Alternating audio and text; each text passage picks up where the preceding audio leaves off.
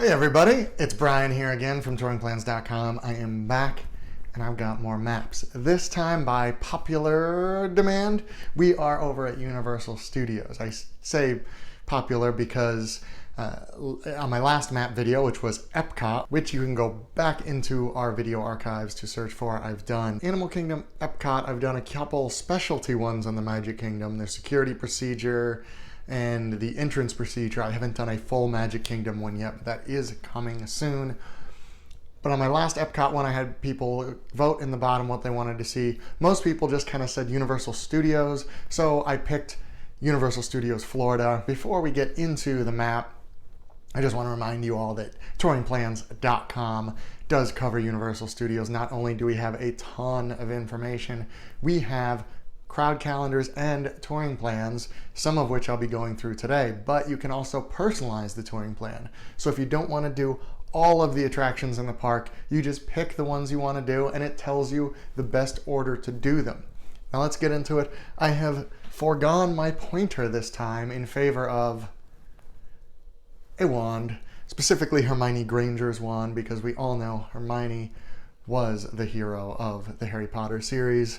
I'm a huge Harry Potter nerd. I personally would have gotten Albus Dumbledore's because, spoiler for book 7, he had the Elder Wand. But this is my daughter. She picked Hermione. My son has Harry Potter's. All right, let's actually talk about the park here. Now, I'm not as familiar with Universal Studios as I am with Disney World.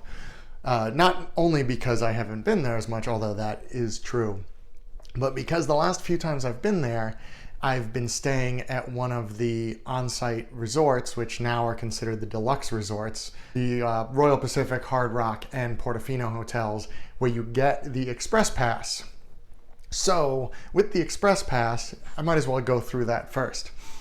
The Express Pass is something you get if you stay in one of those three hotels. Sapphire Falls, Cabana Bay don't get the Express Pass. We'll get into more of what they do get in a little bit. The Express Pass is something that you can also buy. What it does is it pretty much is, if you're familiar with the Fast Pass system at Disney World, it's kind of a permanent Fast Pass. It allows you to go into the shorter queue every time. Now there are two versions. The ones you get with the deluxe hotel, or if you pay the extra money, you get an unlimited Express Pass where you can just walk into basically any queue. The more economical version, although it is still very expensive, is the one where you only get to go in each attraction one time. If you have those, the only attractions in the parks that they are not good for are the Harry Potter related ones. In this particular park, it is Escape from Gringotts, which is right here under this fire-breathing dragon that I have in here. Obviously, if you have an Express Pass, your touring plan is pretty easy. Not that I'm saying you shouldn't still subscribe to touring plans, because there's a lot more information, but you just go in, you do Escape from Gringotts, and then you do whatever you want. It's really not that hard. The other thing that you would get from any of the Universal Orlando hotels is early entry. Now, early entry is not every day at either park. So it kind of moves back and forth. Sometimes over the summer they'll do it at both parks, sometimes they won't. You kind of just have to check touring plans or the Universal Orlando website to see which park has early entry, if any of them do. Early entry usually just applies to Diagon Alley here. I guess I should probably orient you to the park if you're not familiar. Up here in this corner, we have Diagon Alley. The entrance is down here. Rip Ride Rocket is this big guy. Minions Ride, I forgot to put a minion there, so I just kind of drew one in. Luckily, they're easy to draw. Straight back here into New York, this is where the new Jimmy Fallon ride is. Transformers ride is right there. Smoldering Brandon Fraser here looking down over the Mummy ride.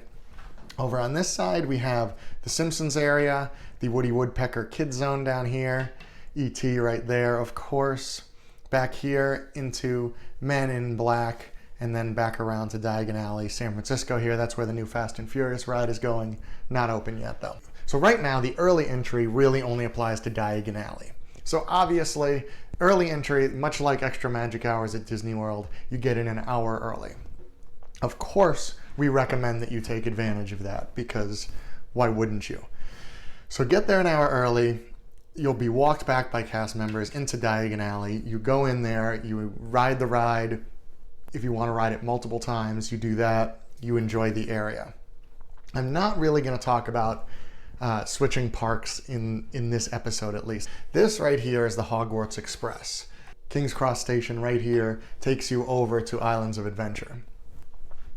Obviously, that's something you'll want to do, especially if you're a Harry Potter nerd. But you're going to end up in the other park. You could take it back and back again. If you're going to do that, I would suggest waiting till later because you're going to miss some great early morning touring time if you do it first thing.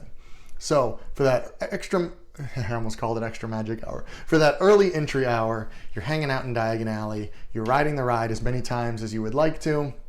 You're just wandering around, enjoying Diagon Alley. Still, now I haven't seen Pandora yet, but still the best land in any theme park I've ever been in, Diagon Alley. Fantastic to walk around, even if you're not a huge Harry Potter nerd, so I'm told. I can't imagine what that would be like. So spend that hour in there.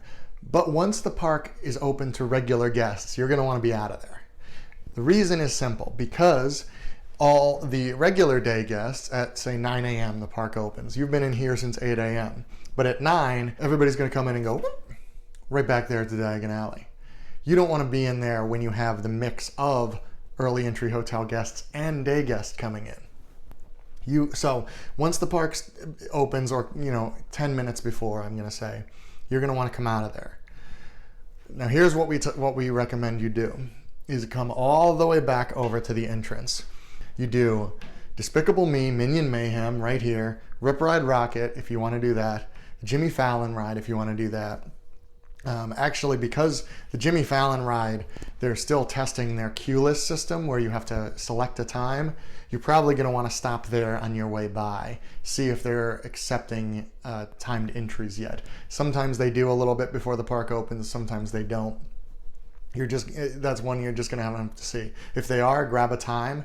If not, go back and do that after these two. After you do these, you're gonna hang out with Brendan Fraser and the Mummy, do Transformers right here. Then you come back to this section of the park where you have E.T., the Simpsons ride, the old Back to the Future ride, Men in Black.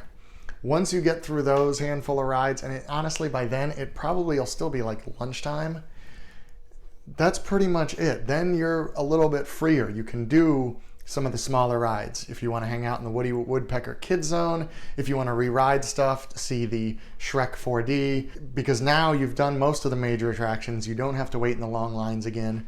And just keep an eye on the Touring Plans UOR, Universal Orlando Resort Lines app.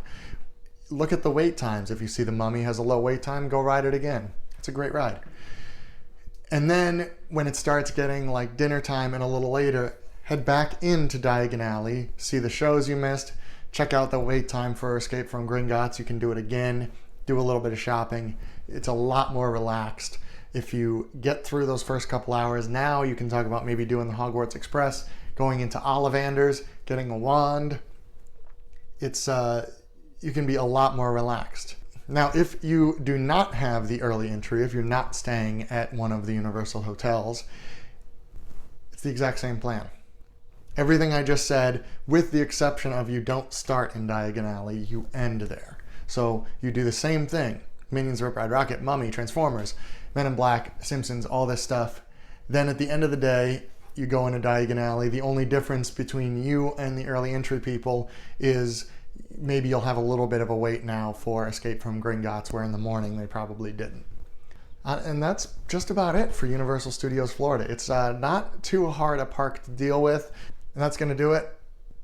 As I asked last time, whatever you want to see next. I haven't done Disneyland. I haven't done Disney's California Adventures. We got Islands of Adventure, Magic Kingdom. Disney's Hollywood Studios are the ones that I will be doing as we go through the summer. So go ahead, tell me which one you want to see next. I will try to be getting these videos out every 2 to 3 weeks for you during the summer. It's going to be a little trickier when my kids are off school, but that's my problem, not yours. Thanks for watching. Be excellent to each other.